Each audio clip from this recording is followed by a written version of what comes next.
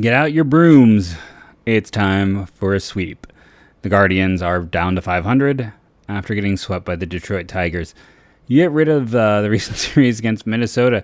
It's been pretty dark since Jose Ramirez's injury for this team in terms of series lost. Getting swept by Boston, taking 1 out of 2 games from the Yankees, and now getting swept by the Tigers. Thankfully, the All-Star break is nearly upon us.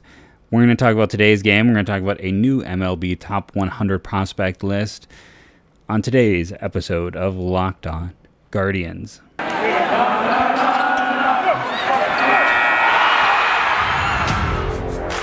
You are Locked On Guardians, your daily podcast on the Cleveland Guardians, part of the Locked On Podcast Network, your team every day.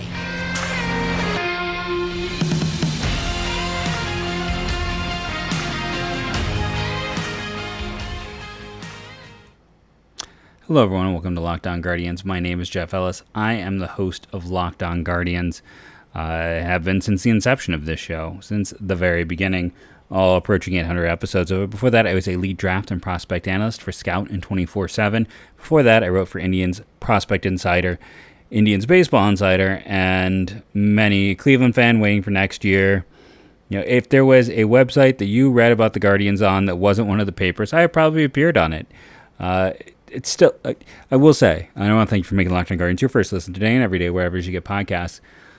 It's still odd to me that, I've been on the radio in, let's say, Detroit, 3, 4, 5 times during, drive time and early morning. I've been on in New York and Seattle and, the 2 times I was on in Cleveland, thank you to TJ Zuppe.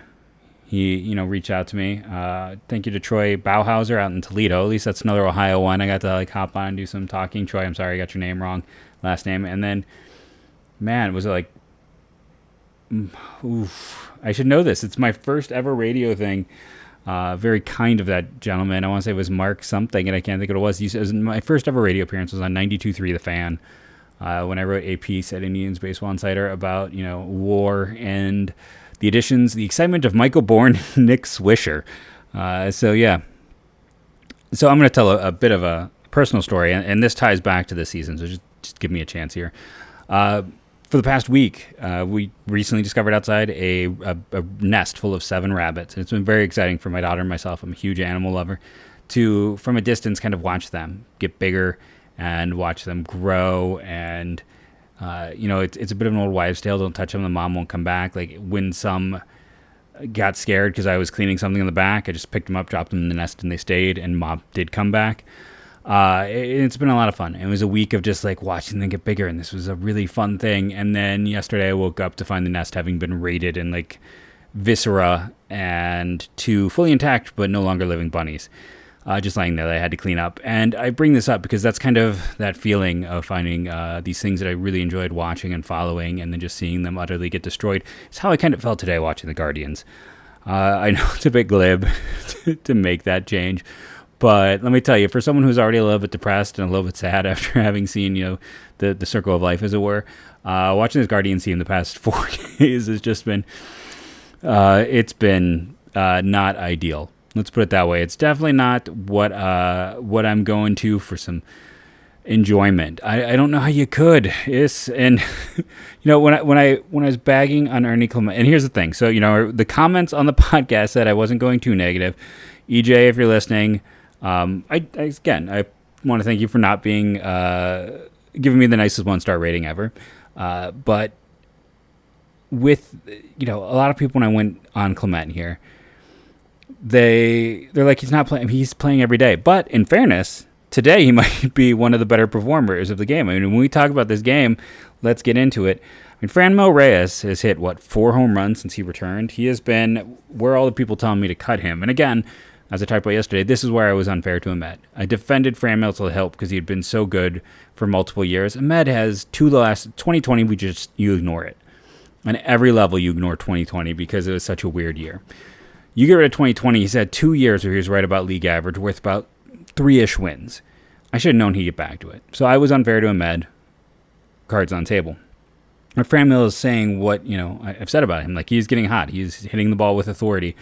It would be nice if it didn't require, if you think back to a year ago, it was kind of a similar story after before and after his injury start. He's a slow starter. It's just clearly the way it works for him. Steven Kwan had 2 hits in this. Owen Miller had 2 hits. For as much as I've bagged on him, it's worth pointing out. Clement reached base twice. He had a hit and a walk, and Kwan had 2 hits and a walk. So you had 3 guys reach base multiple times. Now you have Jose Ramirez going 0 for 4 because he is hurt. Tito is an established veteran manager. Okay? Everyone out there who's like, Tito's the best, he's a first ballot Hall of Famer. Everyone who's one of the big things about him is he is this established veteran. Why is he not being like, rest your body? Why is he not stepping up and being like, okay, Jose, you need to play less. We're going to put you on the disabled list, retroactive. Can't retroactive because you're playing him every day. We're going to put you on the disabled list and let you get healthy because he is not the same dude. Like his production, I could pull it up here. Should we do a quick pause so we can give the updated what his like values have been since that thumb injury? So if we set the little box, and I would do screen and screen, but I actually did it on my side monitor because I wasn't thinking ahead. If you put the little box and you go back to June 17th, the last game was on the 16th against the Rockies. Since the 17th, Jose Ramirez is batting, and I got it blocked here, 231 with a 282 on base, a 338 slugging, a 76 runs created plus. So 2 derivations below expected. That's bad. For a guy who, he's not top 5 Hall of Fame MVP right now. He can't be with the way he's played. We're talking about a month of the season now almost, where he has been severely below average. And what happened? He hurt his thumb. Like, let the dude rest. I've talked about it. I broke my thumb. It doesn't matter what you do. When you bust your thumb, you have to rest it for a while, or it just keeps hurting when you do anything. And not only that, it just doesn't get better because your thumb can't heal. Again, he didn't necessarily break it. I don't think we know for sure. He has a bruised thumb. But your thumb can't heal unless you rest it. He's not resting it. So guess what? It's not healing. So he's just going to keep playing like this. And this is the second time in his career we have ever seen him struggle. And it's very clearly thanks to injury. If you're curious, Oscar Gonzalez is a little bit better. Below him, you have Richie Palacios. Miles Straw with a 31. Austin Hedges with a 30. A 12 for Luke Maile. A 12 for Owen Miller. And a -9 for Ernie Clement. Thanks to today, he's from a -42 up to a -9. So thumbs up to him. Gabriel Arias at a -24 slowest. Who's high? Josh Naylor at a 142. Amed Rosario at a 130. Andres at a 122 and Franmil at a 118. So those are your 4 guys that are right now driving this offense. And again, I wish they'd let Jose rest. He is clearly not right. Does anyone else feel like he is right? I don't understand. You have a veteran manager. He should have all the cachet. He's going to... Okay. My grandfather's favorite player was Lou Boudreau. It was a name that I always heard in my house growing up. There's a part of me that feels about Tito becoming the all-time winningest manager. When, how many of those wins are from points when he wasn't even managing? Because the last 2 years, he gets credit for all those games when he was on the sideline, when he had to go halfway through the year. That's another story for another day. But, he's going to have the all-time winningest manager in this history. He should be able to say, Jose, listen, for your sake, because once you are at 100%, you mean too much to this team, you need to sit down. Like, that is what your manager is supposed to do, and that's not happening. The Guardians, in this game, they had 8 hits and 3 walks, and there was the error, so they had 12 opportunities. That should lead to about 4 runs. They had 2. And they had things scattered throughout. Like, it's just weird that they couldn't get anything across in this one. And then on the other side, Detroit had 9 hits, 1 error, and 4 walks. So they had 14 opportunities. They only had 2 more opportunities. And they had the same number of extra base hits, but they end up with 8. So we're going to get into some of the pitching in this one. We're going to talk about the bullpen a bit as well, and we're going to still have our 3 stars of the game to give away. We're going to come back after a quick break, talk a little bit more about this game. We're going to talk after that about the new top 100 list over at MLB.com, and then if we have a little bit of time at the end, we might mix in some draft stuff as we get close to that. As long as I'm kind of hoping as I'm recording, we're going to get news of some roster moves. I'm also going to take a guess at what I'm expecting to see in the next 24 hours in terms of roster movement. Jewelry is expensive. I know, I'm giving you hot takes here. But if you're going to go out and you're going to pay, the cost for jewelry, for fine jewelry, for engagement rings, especially for engagement rings, something that's supposed to last a lifetime, you want to get something that's original. You want to get something that is one of a kind. And if you're like me and this is not your bag, you want to go to BlueNile.com to get that original one of a kind piece. Because they have people 24/7 ready to help you. For life's special moments, available by a phone or chat to help you find a memorable gift at every budget. Or, let's say you're looking for engagement rings, they let you choose diamond, shape, size, clarity, as well as setting style, and their bench jewelers handcraft each ring to make them, again, one of a kind. That is their thing. They don't want you to get a ring. They don't want you to ever see a ring that looks like someone else's. They want that to be something special for you. And make your moments sparkle with jewelry from Blue Nile and Locked On Sports listeners. Get $50 off purchase of $500 or more. This podcast exclusive includes engagement. Use code Locked On. That's code Locked On. Plus, every order is insured, ships free, and arrives in discreet packaging that won't give away what's inside. Shop stress-free and find your forever piece. Go to BlueNile.com today. So, the Tigers have been bad. Like, historically bad offensively. Just look at their lineup right now. The lineup that they put out there today. I know when we talk about the top prospects in baseball, Riley Green is the number one prospect in baseball. I'm not sure about that. I like Riley Green, but that felt a little aggressive to me. He's got 760 OPS. That is the best on the Tigers. They only have one other person with an OPS over 700, and that's Miguel Cabrera. This is a team. Remember when Spencer Torkelson was supposed to win Rookie of the Year? He's batting 193 with the 579 OPS. He's been up and down. Nobody is hitting. One of their highest WAR is Scope at second base, and that's because of his defense. Even with this hot weekend, nobody is hitting for them. It is a historically awful team in terms of offense. They destroyed the Guardians this week. That is just, if there's nothing that makes the Guardians and that coaching staff sit down and be like, okay, we got to figure. But then again, the lineup the Guardians put out today, guess how many people they had with OPSs over 700? 2. Steven Kwan and Jose Ramirez. That's it. Everyone, because you didn't have Andres playing in this one. Naylor, we haven't seen since he had the tightness of his quad. They need to figure out what's going on with him. They need to figure out what they're doing with this lineup because we can't keep throwing this out there the way it is currently constructed. For Bieber, who has been pitching so well, this was a rough one. 5 runs, all earns, 6 strikeouts, 7 hits, 3 walks. Very hittable in this one. He looked like early season Bieber, let's be honest. And his velocity has never come back. So when he is hittable and around the zone, you're going to have an uglier game because he's not the guy we saw a year ago. In terms of his pitching performance, it's been 3 runs every single start for the last, 4. And he hasn't given up, a big run spot since May 7th. Since May 7th, it's been 3 or less earned runs in every single start. And then you face the Tigers, a historically awful offense, and he gives up 5. But it wasn't just him. Emmanuel Clase, who's been utterly unhittable, he gave up an earned run in this one. It was on a home run late, but still, for someone with a 1.53 ERA, he has not given up a lot of runs. They got to him. And number 99, Karinchak. I think I got it right this time.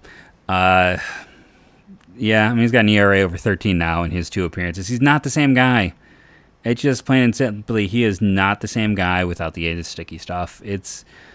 We saw it the minute that crackdown went in. He's just not come together. Go back to 2020.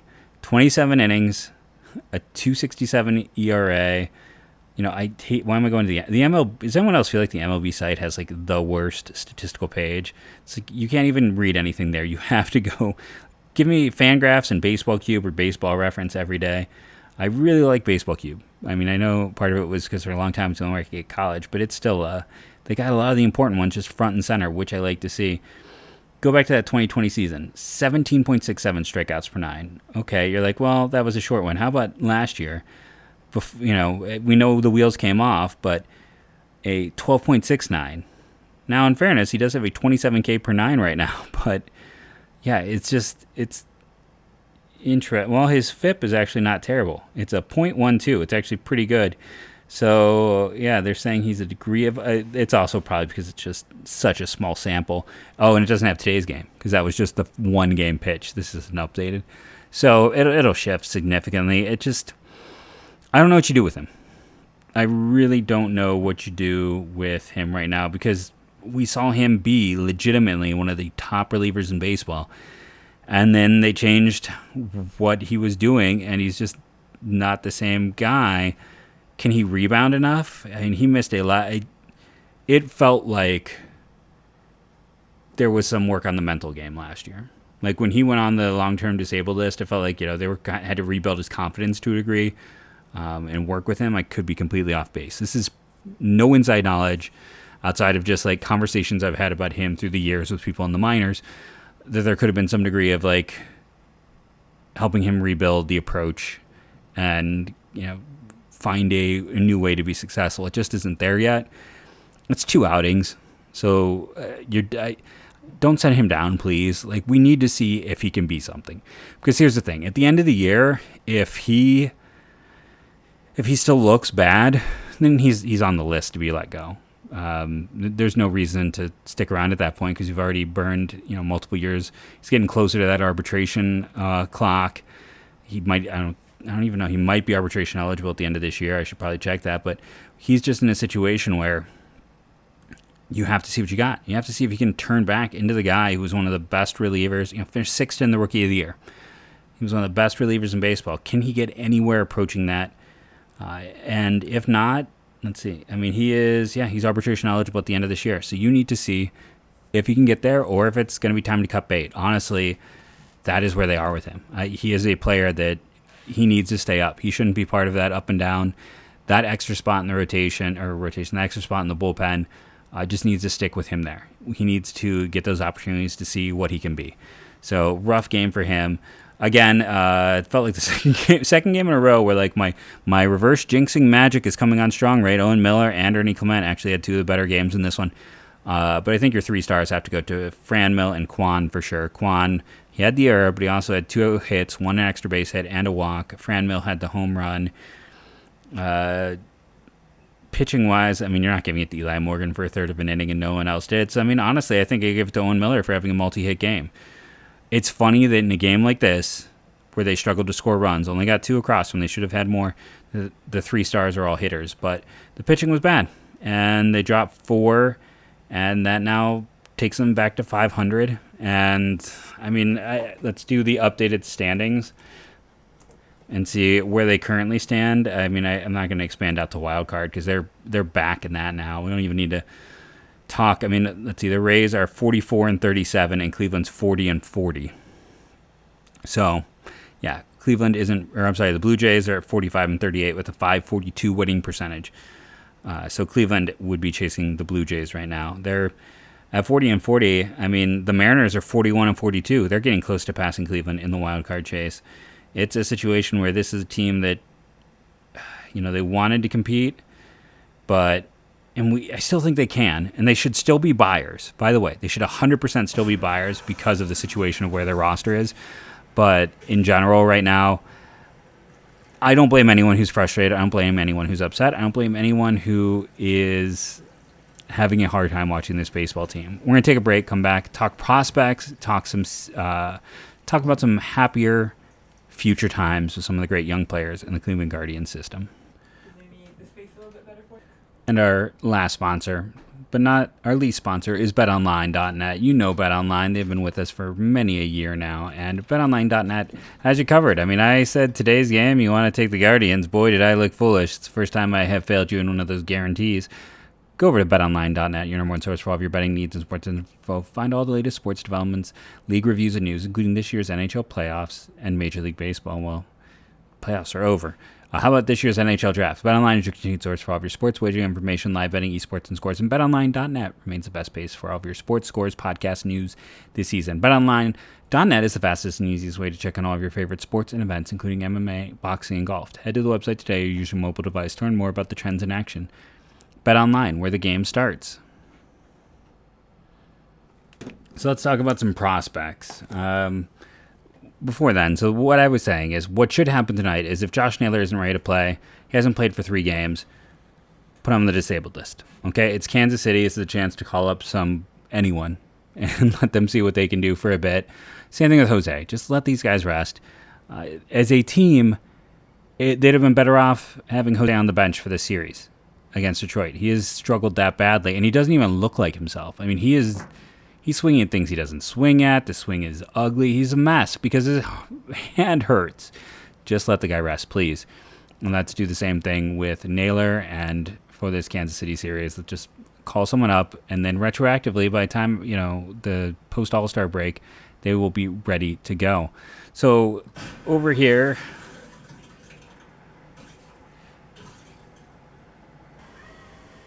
so before we get into this, the change in the prospect list, I'm going to accidentally click on something and lose the lose the website. Let's talk about a few things that occurred. One, Kirk McCarty got claimed. I was wrong on this. He ended up, my co-host won't stop on the mic. Kirk McCarty ended up getting claimed by the Baltimore Orioles. That was a bit of a surprise. The Locked On Baltimore, Connor, reached out to me. He's like, what's the scouting report on him? I'm like, he's a lefty. He was added because I think they thought he'd pass through waivers. I mean, I thought he'd pass through waivers, but he was claimed. That's why there's also a to be determined if you look at the Guardians pitching matchups for AAA for, I think, Saturday, or not Guardians, I guess Columbus Clippers. But the only other real note this afternoon was Zach Hart was promoted from Lake County to Akron.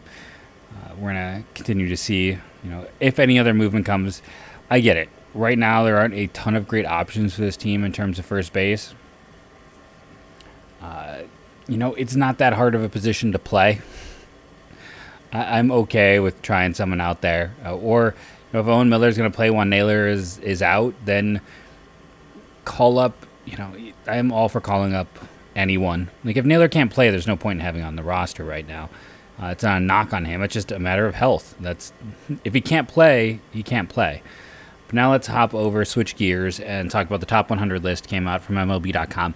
I always talk about this feels like a consensus list to me, and I don't mean that in a negative way. I just mean they listen to a lot of guys that take in a lot of information, and they kind of compile that into their overall prospect rankings. So I have too many tabs open here. At the start of the year, George Valera was 33. Or not? Yes, George Valera was 33. He is now. It's interesting because he's still there. He's the same one. I thought he had slid. Daniel Espino, on the other side of things, was 43.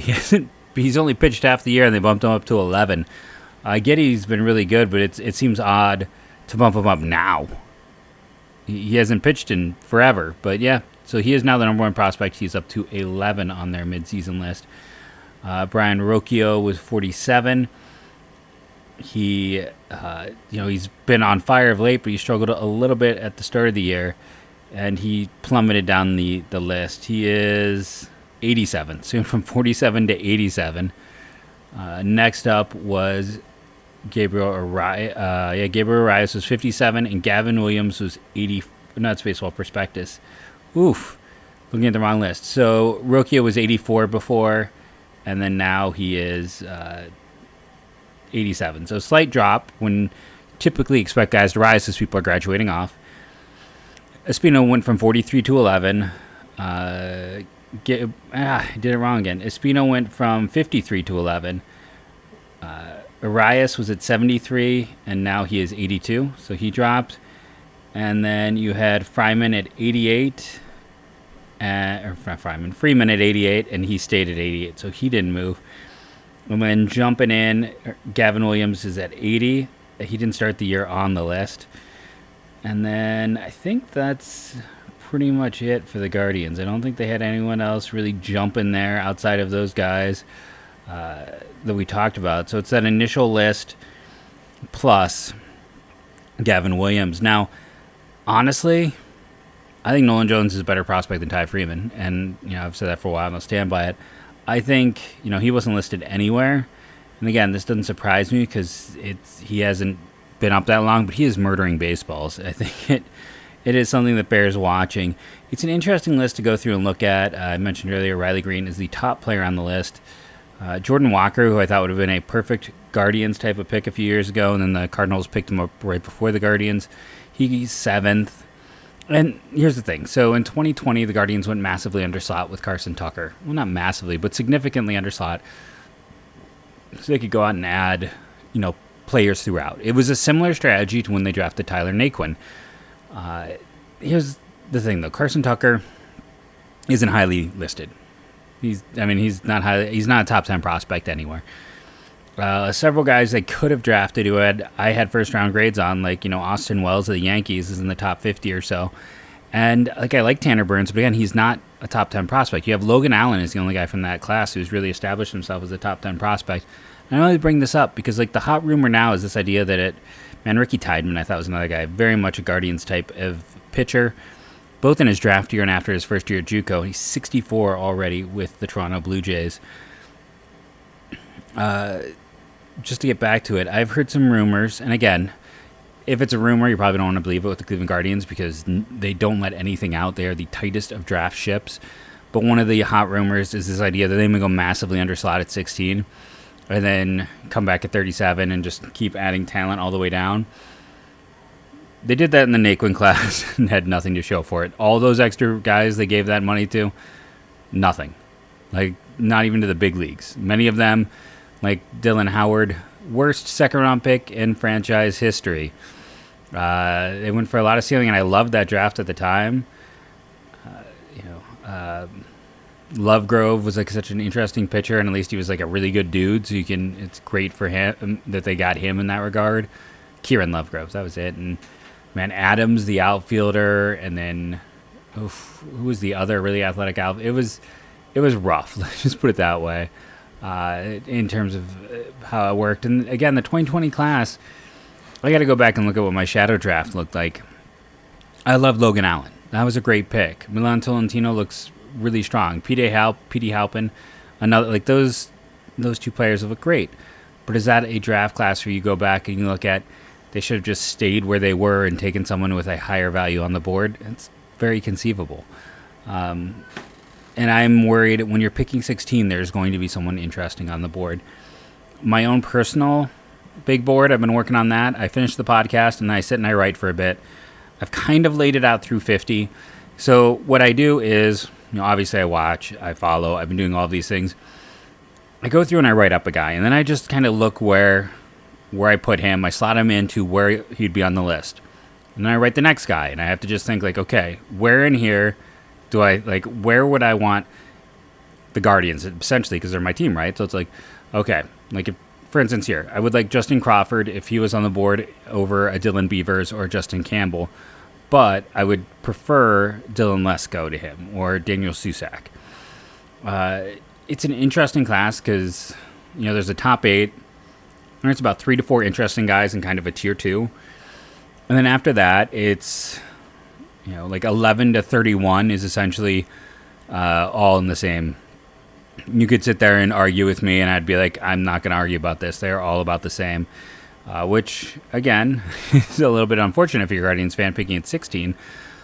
But there's a good chance someone slides. Someone slides every year. If I'm going to place a bet who's the slider this year, probably Jace Jung, younger brother of Josh Jung, who it's not a traditional swing. Defensive position, who knows? But he just hits. He just hits and hits. Or Jet Williams, who's 5'8". People are gonna ding him because he's 5'8". I really like Drew Gilbert. I think he is an easy center fielder. And again, there's going to be height concerns.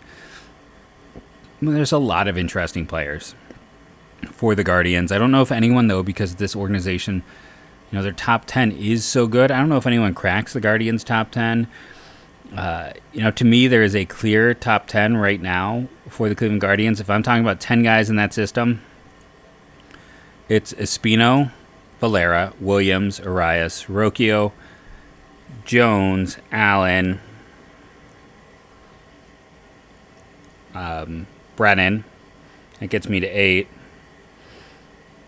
Bo Naylor is 9. And then the real debate comes down to, Ty Freeman, 10. But, so just, again, Espino, Valera, Williams, Arias, Rocchio, Freeman, Jones, Allen, Naylor, Brennan. Those are the top 10. After that, we can debate a little bit more, but I don't think it's worth. And, who's 10th on that list? For me right now, it's probably still Tyler Freeman. I'm just not as high on him compared to the rest of that group. So is anyone they're going to draft higher than him? No. Like, that's the thing. Like, unless someone takes a massive, nosedive in value, a la Khalil Watson, who is in the 50s on the MLB list and is one of the top prospects in baseball, whoever they draft is more than likely not going to break this list. But then again, if we went back and redid last year's draft, Gavin Williams didn't crack the top 10 and for the Guardians once he was drafted. But if we redo this draft, he might crack the top 10 players drafted. His ceiling is that high, and he is that electric. So it's things to keep in mind. I mean, the draft is imminent. I'm recording this on the 6th, so it's 11 days. Let's get ready for a lot more draft content. Tomorrow's show is going to be very draft heavy. I'm just going to put that out there right now. I know it's not everyone's favorite thing, but I'm going to get through my board. I'm going to see how much I've written up, and I'm just going to discuss where I am in terms of the write-ups and the players, give you kind of a chance to get to know what prospects to watch. I've been Jeff Ellis. This has been the Locked On Guardians podcast for today. Remember to rate and review, download daily. It helps. Subscribe over on the YouTubes. Let's do our daily YouTube subscriber check. If it'll load. It doesn't want to load because when I really need it to load, it's not going to load. We are at 340 subscribers, so I appreciate everyone who has subscribed, commented, liked. I'd love to hear from you, Shroom. I hope you're still watching. We used to chat a bit every day. Hearing a lot from B Skills and Justin Nelson on there quite a bit. It's always nice to get to see some familiar faces, have some chats. I hope everyone is well. And as I end every show now, go Guardians, go.